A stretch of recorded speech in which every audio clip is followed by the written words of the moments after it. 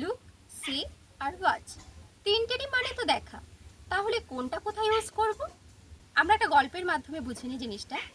ধরুন আপনি সকালে ঘুম থেকে উঠলেন, ওঠার পরে আপনি কিছু খুঁজছেন না, কিন্তু আপনার সামনে হয়তো আপনার ওয়ালে রাখা বিভিন্ন পেন্টিং আপনার চোখে পড়ছে, হয়তো ঘরে রাখা ঘরের সোফা, ঘরের বিভিন্ন ফার্নিচার্স আপনার চোখে পড়ছে।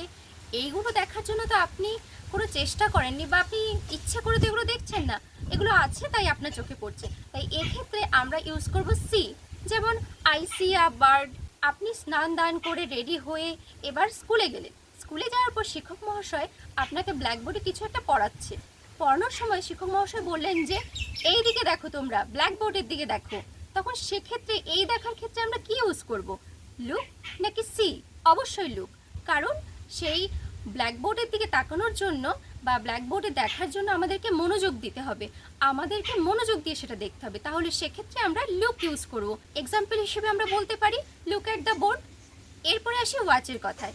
এবার আপনি স্কুল থেকে বাড়ি ফিরলেন, বাড়ি এসে সোফায় বসে রিল্যাক্সে টিভি দেখছেন।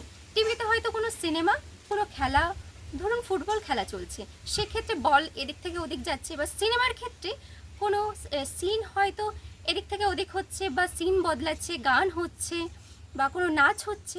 সেক্ষেত্রে সেই সিনগুলো কি একই জায়গায় স্থির আছে? একদমই নয়, সিনগুলো বদলাচ্ছে। তাহলে সেক্ষেত্রে আমরা চলমান ঘটনার ক্ষেত্রে ইউজ করব কি? ওয়াচ। Thank you.